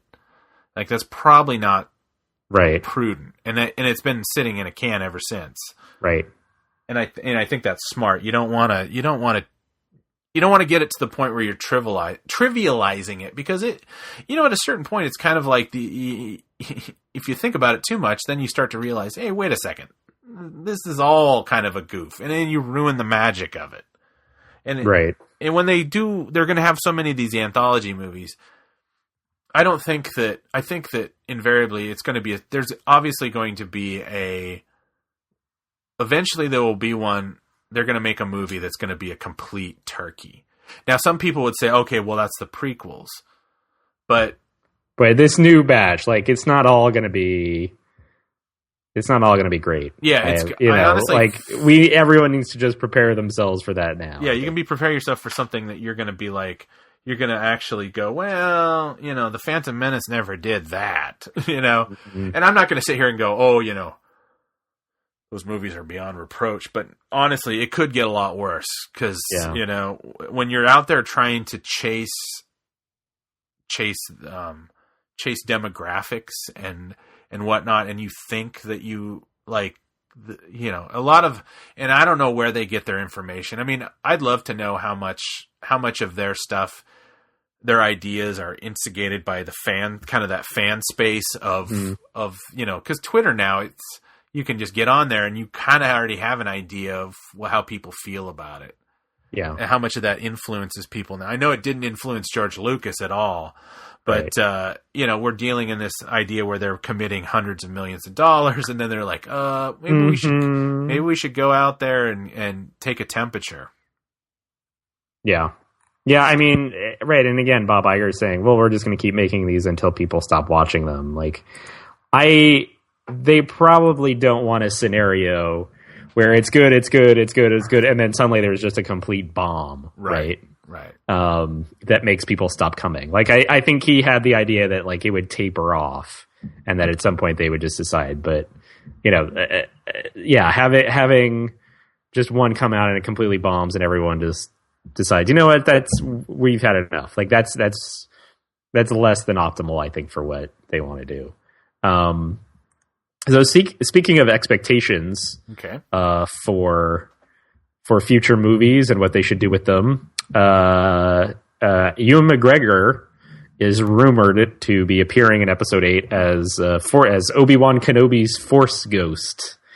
Right, because there's speculation that Rey is Obi-Wan's daughter, and so this rumor is fueling that even more for no real good reason. There's really no evidence to expect Rey to be Obi-Wan's daughter. But so what do you think about that? What do you think about not only bringing back Obi-Wan as a Force Ghost, but we've already seen Alec Guinness as Obi-Wan's Force Ghost, and so now you'll have Ewan McGregor as Obi-Wan's Force Ghost. Like, what do you think of that? Well, I honestly think it has a higher potential than maybe what you thought, and only because I should say I think it'll be fine. Oh, I don't think it'll be bad, but just like, it could be. Given that we already know, like, the last time we saw Obi-Wan as a Force Ghost, it was Alec Guinness, and now it's going to be Ewan McGregor, but without the benefit of, in the prequels, Ewan McGregor started out as, like, we could say, okay, this is a young Obi-Wan, and then as a teen Obi-Wan, whatever. Whereas now, right, this is Ewan McGregor. Essentially, if he's going to be Obi-Wan's Force Ghost, his Force Ghost is supposed to look roughly the same as he did last seen in Return of the Jedi. I can't imagine he's going to look that much like him. So either it's going to look very different, or they're going to have to do some kind of digital stuff. Which, if that's the case, why bother? But so I guess I talked myself into being more skeptical than I thought I was. Well, I thought your initial skepticism was the fact that they weren't actually going to do it. But I honestly think that they are going to do it, but only because I think that they're going to want to they're going to slowly bring the prequels in as a thing so they can kind of sell it as a saga. They're not, one of the weird things about, the sequelitis of the 80s, there would be like movies and stuff that would like contradict and, things from the, like, well, even now it's like there's all those X-Men movies, but from the last X-Men movie, all that stuff has been wiped out. So it's kind of, they reboot all the time. And I think that's, you're basically poaching your own movies. And Star Wars, I think it works better if they acknowledge their past or whatever, so they don't pretend that like something didn't happen or whatnot. I mean, I think that as far as Ewan McGregor being able to do it, I mean, the amount of stuff that they can do with makeup and him, doing, he did part of the voice himself. I mean, he's played that role as much, if not more, than Alec Guinness. So in some strange ways, he has kind of redefined the role. And, James Arnold Taylor, who does Obi-Wan's voice for cartoons and whatnot. He's done even more. If they're talking about a Tarkin hologram, it's within the realm of possibility, I would think, for them to just, do digitally kind of recreate Obi-Wan's Force Ghost as Alec Guinness in the same way that they have, like, Fred Astaire dancing with a vacuum cleaner from 20 years ago, right? Just kind of do that digitally and then have James Arnold Taylor do the voice. Now, of course, you already have Ewan McGregor, who would be offended by that, probably. Yeah, and I mean, James Arnold Taylor, I'm not knocking the guy. He's a very talented voice actor, but he does a very affected Obi-Wan Kenobi that's even more affected than... And I think he's like doing an impression of Ewan McGregor's impression of Alec Guinness. Yeah, and it becomes so it's 2 or 3 degrees removed. It works fine in the animated realm and whatnot, but maybe, I don't know, maybe he's got a whole different Obi-Wan Kenobi voice that he could whip out for this. I mean, I don't know. I know he was the original voice for Obi-Wan in the movie, and then at the last minute, JJ said, like, why don't we call up Ewan and see if he'll do it? So either they wanted to go for that, for the trivia of it, or they were like, there was something in the way James Arnold Taylor did it that they were like, it's a little too Clone Wars, and we want to go back to, we don't want to have people thinking about cartoons during this movie. I don't know. I mean, it's hard to know how important those decisions are. Maybe it was just a thing that they thought it would be nice to have him involved. I mean, McGregor has, when he went on Kimmel, I think it was, and he was talking about this, he kind of had said, like, I've been expecting this call for months. And it's like, so it's obviously he already knows that he is not done with this movie. Right. And we don't know what these hologram, these Force ghosts, they could come back as a Force ghost. They could come back as holograms. It could be a thing. It could be something as simple as Luke. He's like, there's a scene where they're sitting in a room and they're listening to the lessons of Obi-Wan Kenobi. And it's just, Ewan McGregor in his Obi-Wan Kenobi stuff just kind of talking about, like, oh, this is when we did this, and this is when we did that. And it would just be a brief thing, almost like bringing Phil Tippett back to do the chessboard and that kind of, just a kind of, because people made a lot out of that. And it was almost like it was so kind of in there. It was almost a little excessive. Right. It was like a throwaway. No, I mean, not quite a throwaway. Except for the fact that it's really funny that when it turns on, Chewbacca's like, I'll play. Yeah. I'll do. Well, I mean, the other thing, too, and I don't know if people have picked up on this, right? But when Chewbacca and R2 are playing, right, there's one creature that picks up the other one and throws it down, and that's why that's when R2 wins, I guess, right? Okay. Or that one. When Finn bumps into it and it turns on in The Force Awakens, that other monster gets its revenge. So it's actually the same two monsters that did most of the action in A New Hope, but this time, like, the other one gets the better of the one that had previously won in A New Hope. The other monster kind of gets the better of him then. So that was the other kind of like, oh, that's kind of cute that they did that. But right, it is a moment where it's like, oh, that's cute that they did that, or like, oh, that's nice. Right. It certainly takes up less of this movie's time than it did A New Hope. Right. A New Hope spent a lot more time on it than The Force Awakens. Here, it's just like, oh yeah, hey, remember this thing? Well, now it's going away. So that we can move on. But, so I think there's a lot of that kind of like, hey, remember this? Hey, remember that Ewan McGregor is Obi-Wan Kenobi? Remember that, Yoda said this thing and Empire Strikes Back. I think there are a lot of those kind of callbacks just to, weave a texture for the film and kind of imbue it with that nostalgia or that, right? Like here's, rather than try to come up with something on our own for what makes a Star Wars movie and potentially get it wrong, like let's play it a little safer and I think it is also realistic, right? Okay, it's the same hollow game board. It's the same, right? It is. Ewan McGregor is Obi-Wan Kenobi right now, right? Like that's who played him in the thing, and so certainly Obi-Wan came as a Force ghost and visited Luke. There's no reason to expect why the Return of the Jedi was the last time he spoke to Luke as a Force ghost, right? And we saw Anakin as a Force ghost at the end of Return of the Jedi, and so it's not unreasonable to see Anakin as a Force ghost at some point. And it makes sense because I'm going to do a quick aside because something funny happened on Super Bowl Sunday regarding that Anakin Skywalker thing. Is that I was at my cousin's house, and one of my cousins, he keeps all this Star Wars figures kind of loose in a bucket. And so I've got a lot, my cousins all have kids anywhere between, just born to like 12 years old. So he just brings them out while the football game's on because they don't care about sports. And he plunks it out, lets the kids just play Star Wars. And it's all the old classic ones. And one of the funny things is there's a Sebastian Shaw Anakin Skywalker. And one of the kids pull it out and he goes, "Who is this?" Oh. And I had this whole thing where I bored them with a 2-minute conversation about how they, up until recently, when you would watch Return of the Jedi, the last shot would be this actor, and it's the same guy that takes the mask off. But when they did the prequels, they added in the guy that plays Anakin now, and they're just like, the kid's just like looking at me like, why?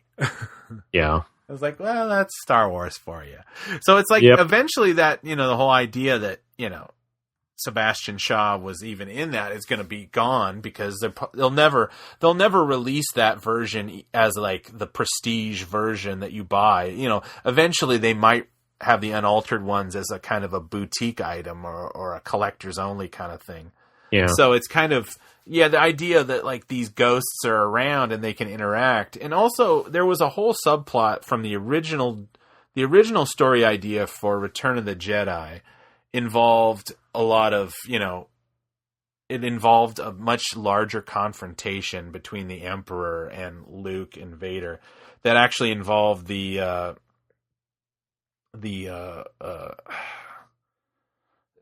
Obi-Wan actually coming back, like using his energy to become corporeal again and helping and fighting Vader and the Emperor with Luke. And maybe even Yoda was there at some point, but I don't think so.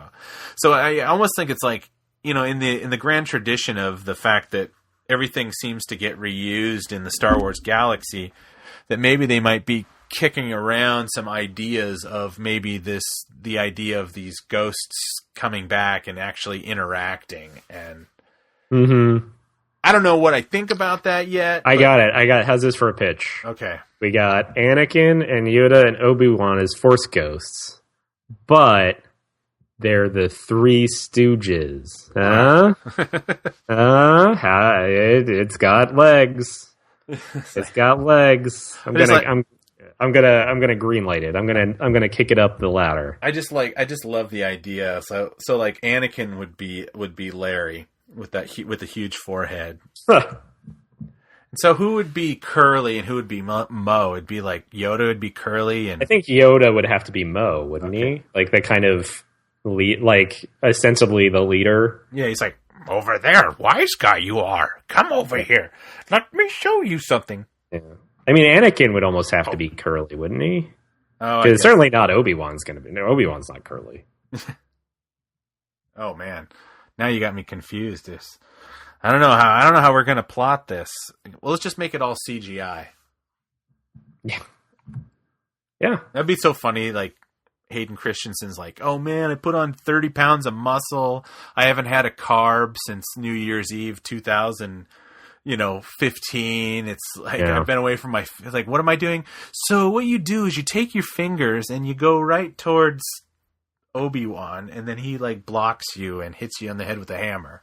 Mm-hmm. Oh boy, I need to think about my career. Yeah. So let's steer back away from this tangent here. Okay. So the last thing I'll say about episode 8 is and possible casting, right? We heard Nine Numb is back. Ewan McGregor may be there. Is Greg Grunberg going to be in episode 8? Like, did J.J. Abrams? Because if he's in every J.J. Abrams movie, like, what if J.J. Abrams is filming something now that prevents him from being in episode 8? But he's such a big part of the new canon universe now that he's Snap Wexley, right? He's Nora Wexley's son. His character is in Aftermath and has a big role in Aftermath. He's Snap Wexley. He seems to be someone that people in the Resistance look to.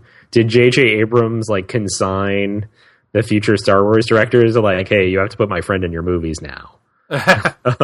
Or is this a thing where like, yeah, he was important in this movie, but he's just going to go be in other J.J. Abrams movies now, and he's not going to be in Star Wars again? I think he might serve like I haven't heard any talk about it. I'm sure Grunberg would be up for it. I think he's a pretty big Star Wars guy. Maybe he's serving kind of like the Dennis Lawson kind of thing. He's the good luck charm who's kind of underutilized, or because Dennis Lawson didn't want to come back for these, so maybe he will be in it. He is J.J. Abrams' good luck charm, so. It'll be interesting. But was he in Star Trek? Oh yeah, he was. He was James Kirk's stepdad on a telephone. Yeah. So that's his that was his contribution to that. I don't know if he's actually I don't think he's actually in Star Trek Into Darkness, but yeah, if he's got a connection to like other characters and stuff, I don't think his role is gonna expand. I could be wrong, but I think he might be there. Yeah, I just think that's weird now that, like, he's J.J. Abrams' good luck charm, he's his friend, and now he basically, like, not burdened is too mean, but, like, he passed it along to other directors, like, hey, by the way, you have to put my friend in your movie now. Like, oh, yeah, okay. Like, he might be in them and just not have a huge role, but... Yeah. Not that I don't know. And maybe they do trade-offs like that. It's like, you're gonna, maybe he says to Rian Johnson, I know that sometime in the middle of June, you're gonna have a problem and you're gonna need to call me about something. So, you want to pay me if you want to pay for your favor now, put my friend Greg in your movie. I don't know how that stuff works. All I know is it's really important to, like, when you kids out there, if you're pretty sure your friend is going to be like a super famous director, keep that friendship alive. Yeah. Because you too might end up in a Star Wars movie. That's right. You two could be Snap Wexley, ace pilot and reconnaissance. Snap Wexley, space adventurer. You could. I'll write a book about how you play the Star Wars version of Settlers of Catan. Is there one? There is an Aftermath. Temin played some game that sounds a heck of a lot like Settlers of Catan. It was like there's a branded Star Wars. No. The Star Wars Universe's version of Settlers of Catan. Okay. Although I'm sure, I'm surprised. I have to imagine that apparently Settlers of Catan is like getting more popular now. Oh, it's huge. I know tons of people. people. When I was in college, it was like a thing that like fewer than half a dozen people played. But apparently it's like a thing now. I would bet that someone in their licensing department has at least thought about it. Exactly. Or they're just going to brand something similar so they don't have to pay those Catan people. Right. Essentially, like, okay, what of this idea can we use? And then I bet there's probably a message board where you can like convert it. There is. Okay, here, Star Wars Armada. Oh, is that it? Oh, maybe that. I don't know what Catan is like setting up like little societies, and it's like trade. It's not a violent thing, right? Right. There's like a thief. Yeah, this is more of a and a knight. They call this a strategy game. Yeah. And they use miniatures and stuff. Maybe this isn't the same. Yeah. I don't think that's the same. Yeah, I don't know. Okay, so now we're at a nexus. Where do we want to go next? It's a 6. Well, so there's another rumor, or not a rumor, it's a theory about episode 7. I kind of don't even want to dignify it at this point. Someone raised the question, did Han really ignite Kylo Ren's lightsaber? Because he told, his son that he would do anything to help him. And so this was it. No, he didn't. No, I'm not. No, yeah, that's not. That's all right. That's it. No. Okay, we're done. So let's talk about the comics a little bit, because it's been a while since we've checked in with the Star Wars comics. I guess there are a couple we'll touch on. The Star Wars annual and the Darth Vader annual, they came out a few months ago, but they're becoming relevant soon, because the next arc of the Darth Vader comic, I think, is going to tie into the Darth Vader annual. I don't know if the Star Wars annual is going to recur at some point. No, it was a one shot. I think the Darth Vader annual, right? It takes place on, I'm going to botch this, Shu To Run, and the next arc of Darth Vader is called the Shu To Run War. So there will be a tie-in.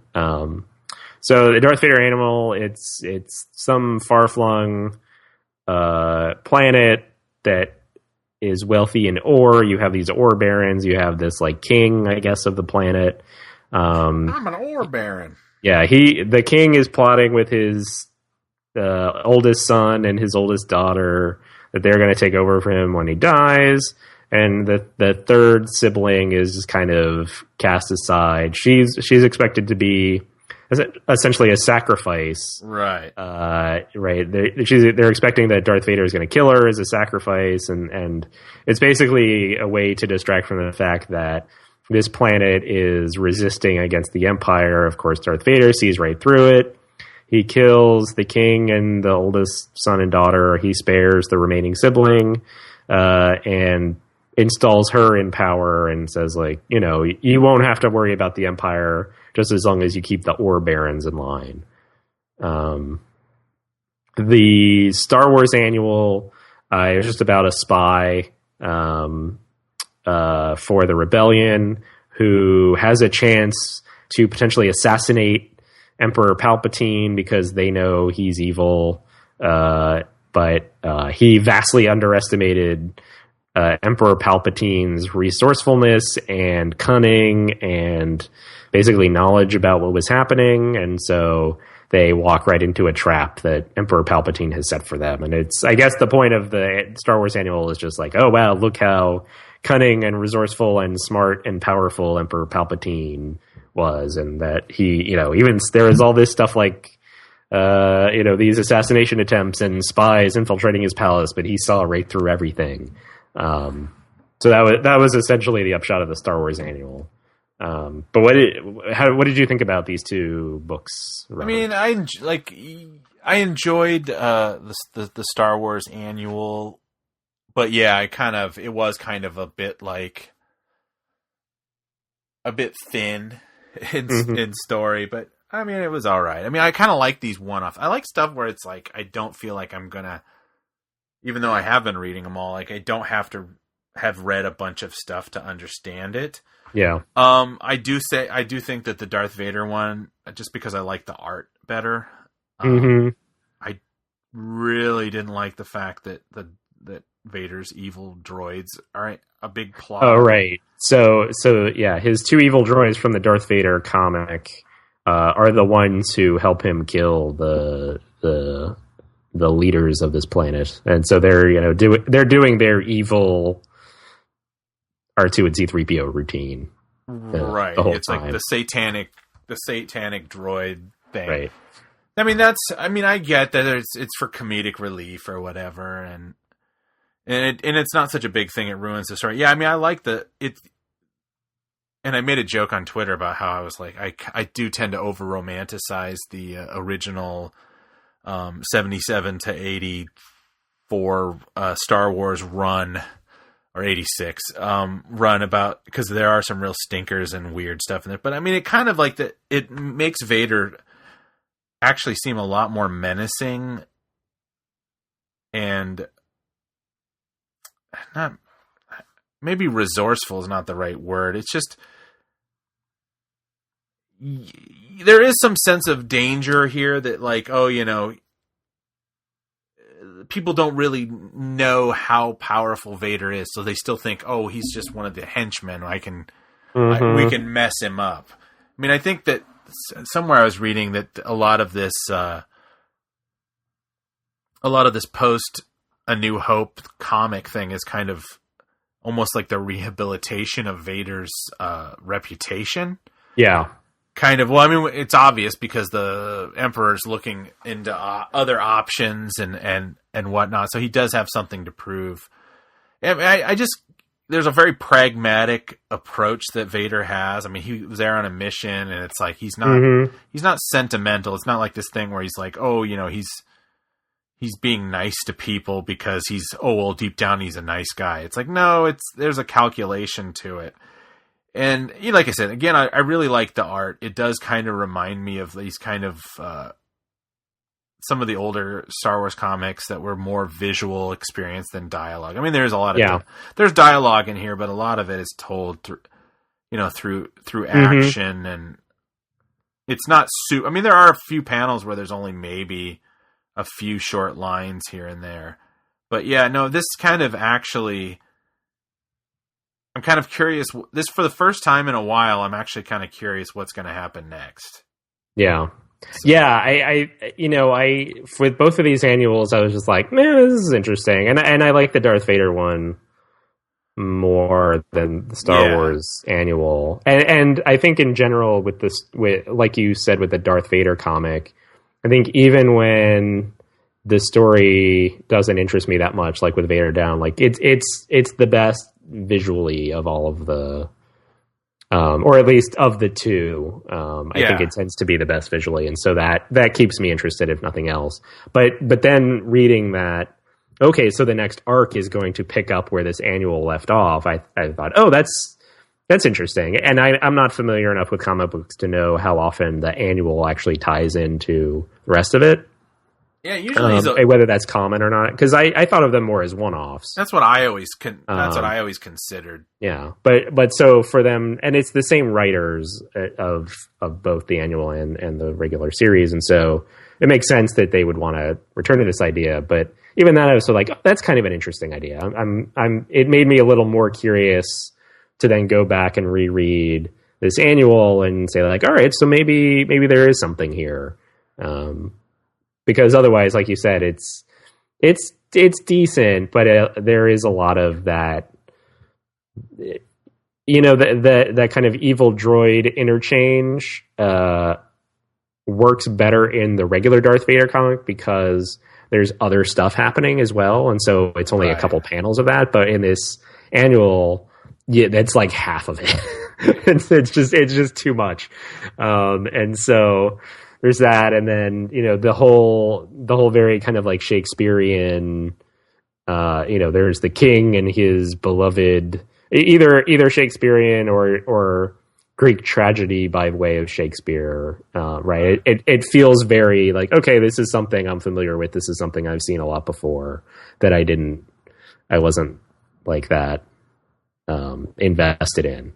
And so if they're picking that up and if they're extending that, then okay, maybe that does become a little more interesting to me.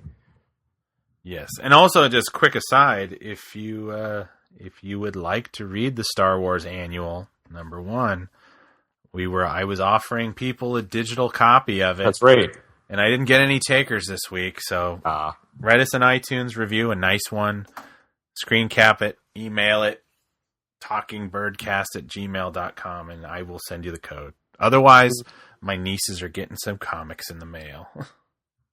Although they're a little violent, maybe I won't be sending them to the kids. They're rated teen. It's a little, yeah.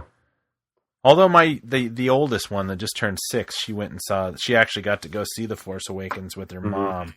I haven't gotten my review from her yet.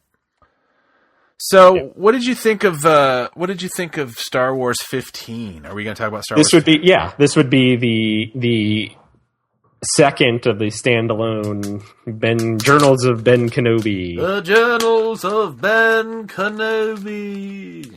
I mean, I thought it was fine. I was interested. So in this issue, you get more of Ben Kenobi keeping watch over Luke Skywalker on Tatooine, but we get interaction. We get an interaction, a fight between Ben Kenobi and Owen Lars, right, about staying away from Luke, etc. I thought it was fine. I think that relationship between Owen and Ben is one. I think I kind of prefer it when it's not specific or explicitly fleshed out. Like, just kind of knowing, I kind of like that mystery to the line, that whole conversation in A New Hope about, that was just a crazy old man. And then, Owen just cutting off conversation about, Ben Kenobi or Obi-Wan Kenobi and just trying to end it. Like, I kind of like the mystery of that. And so seeing that sort of explicitly fleshed out, it's like, all right, I'm not sure that it adds much. I'm sure there are people for whom it does add something. I'm not one of them, but, I thought it was fine. What did Ben do again? It was Skyhopper parts. Oh yeah. He helped Jawas to defend themselves against Sand People, and in exchange, he got Skyhopper parts so that Luke could fix his Skyhopper and race and win money or something. Like, that I thought was okay. Like, I'm not really sure that is Ben Kenobi's the best use of his time and skills and efforts. But it's fine. Yeah, it's that problem where I feel like, that kind of that sting of the prequels of at least of the Phantom Menace, where it's like, part of me doesn't want to see these people as children. I don't really need to see Luke with his busted ass kid, where his teeth are too big for his head, kind of that look that young. Yeah, how old is he like young Luke or not? 12 or 13? He'd be about 12 or 13. No, he looks he's more like, I would say he's about 11 in this. Yeah. And he's got that awkward, because I know we all have those awkward things, especially that one panel where he's got his teeth are all bucked out, and it's like, and then his dad looks like, his dad. What does his dad look like? I forget.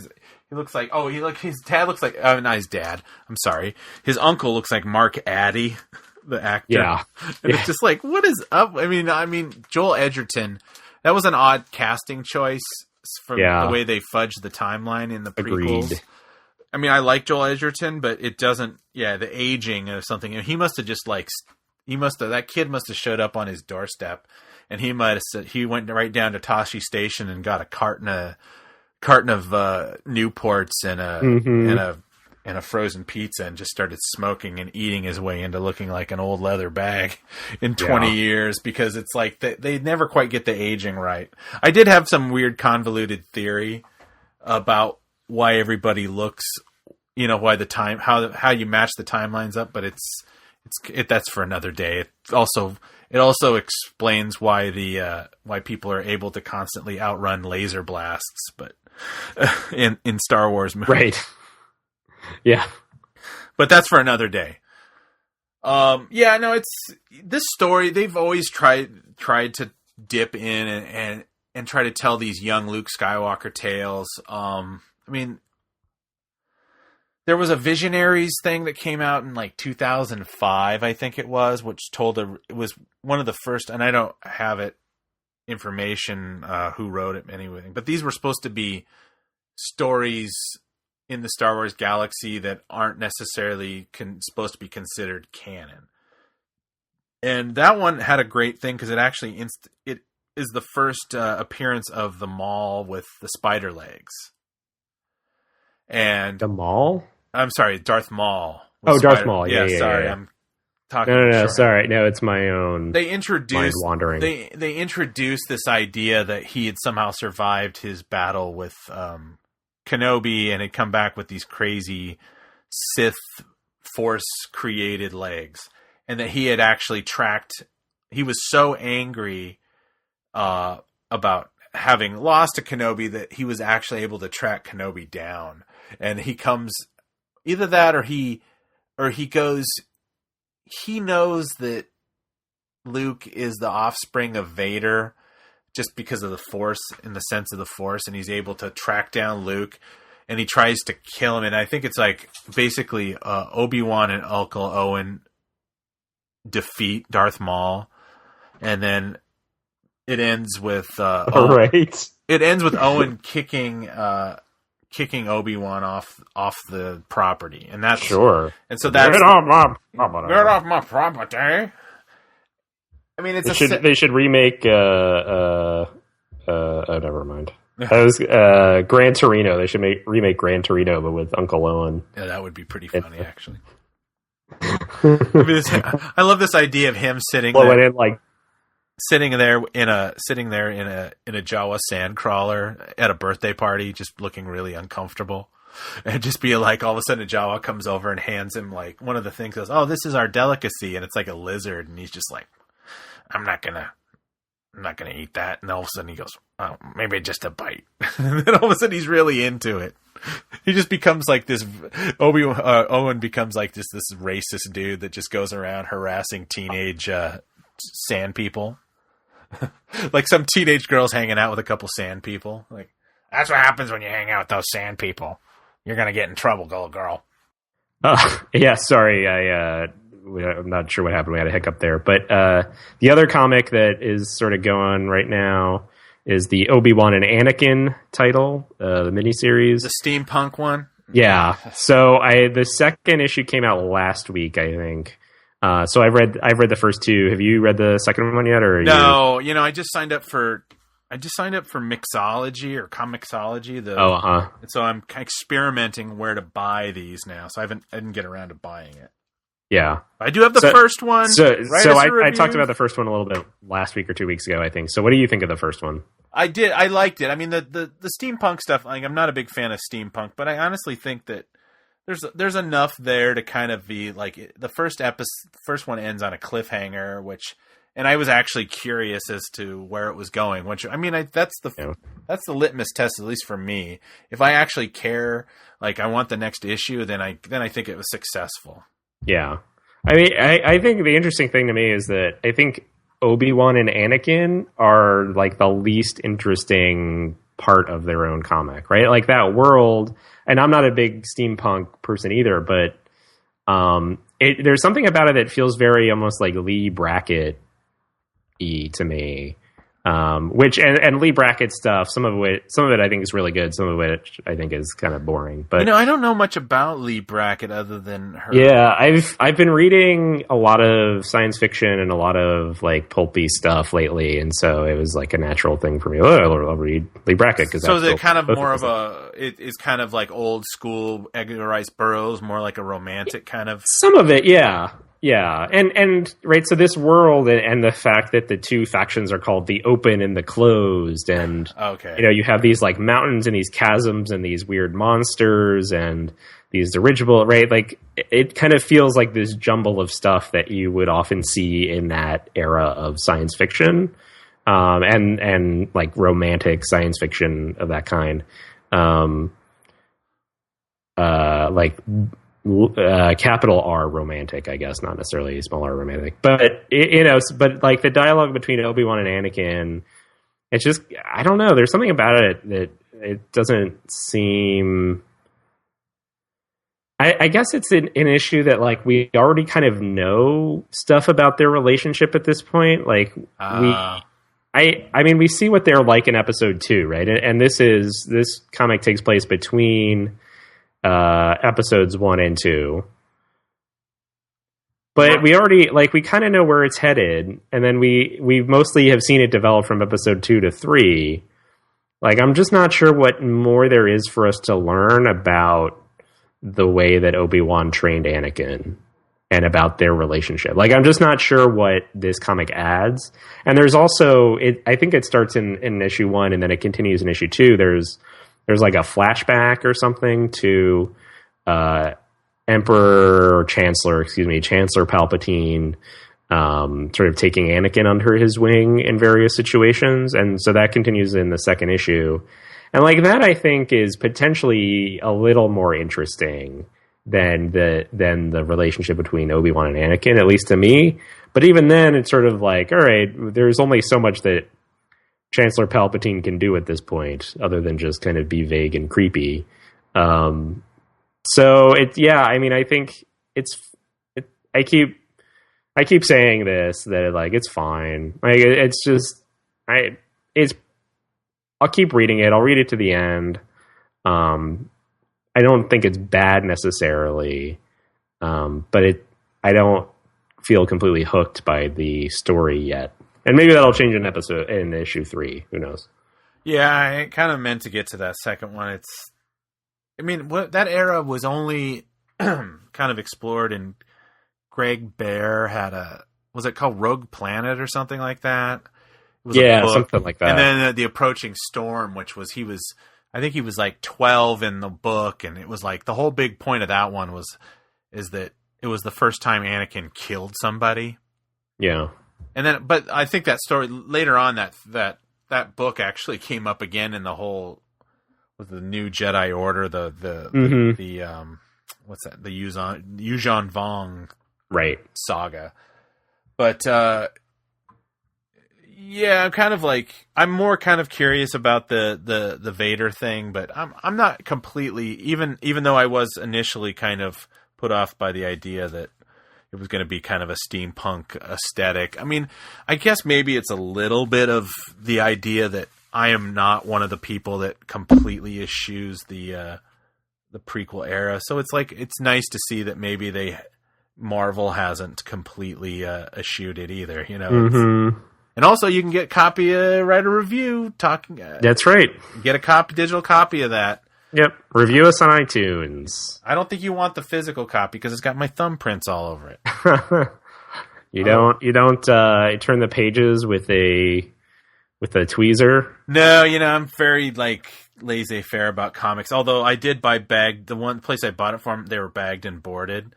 So I had to do that thing where you flip the bag around and re-stick the sticker to the front and then slide it out and try not to hit the tape on the cover again and all that other fun. Yep. So do we have anything else or do we need to wrap up? No, I think that's good. I think, like I said, there wasn't a whole lot going on this past week, so I think that's a good place to wrap there's up. all kinds. I had this whole thing. We can talk about Rebels, but we can talk about Rebels at any point this year. I had brought this thing up briefly. We'll save that. We'll table that. The whole thing, my idea of the midquels. Yeah. Guys, I'm trying to coin a phrase. They're midquels.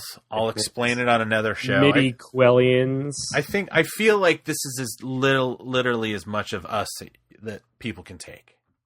So let's do our bona fides and head off into the sunset. Yep. Like I said, if you want to talk to us, get on Twitter, Talking Birdcast. If you want to look on Instagram, I don't think I put a photo up yet this week. But we're at Talking Birdcast.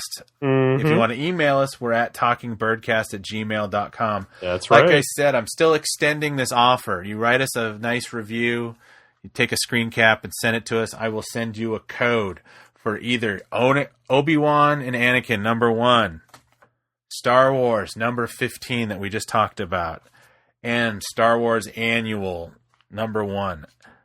I will let you at this point, I will let you have 2 if you write us a review. You can have 2 codes. 2. You might even have 3. Of course, I don't want to get 2 reviews this week and then say, sorry. You know the game. We know you're listening and you're like, I'll do it next week. Yeah. Anyway, I think that's about, like I said, that's about all we have. Yep.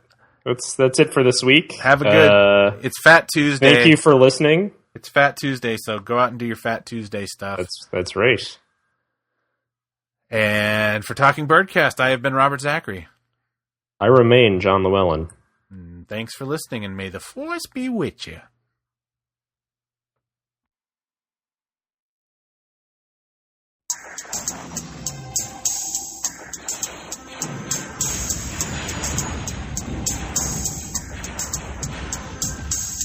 It's not the east or the west side. No, it's not. It's not the north or the south side. No, it's not. It's the dark side. You are correct. In front of the Empire, to all you beta haters out there, we'll blow your planet up. What does thy bidding, my master? It's a disaster. Skywalker we're after. What if he can be turned to the dark side? Yes, he'd be a powerful ally. Another dark Jedi. He will join us or die. We got Death Star. We got Death Star. We got Death Star. We got Death Star. We got Death Star. We got Death Star. We got Death Star. We got Death Star. And you know that we got it. Death Star. And you know that we got it.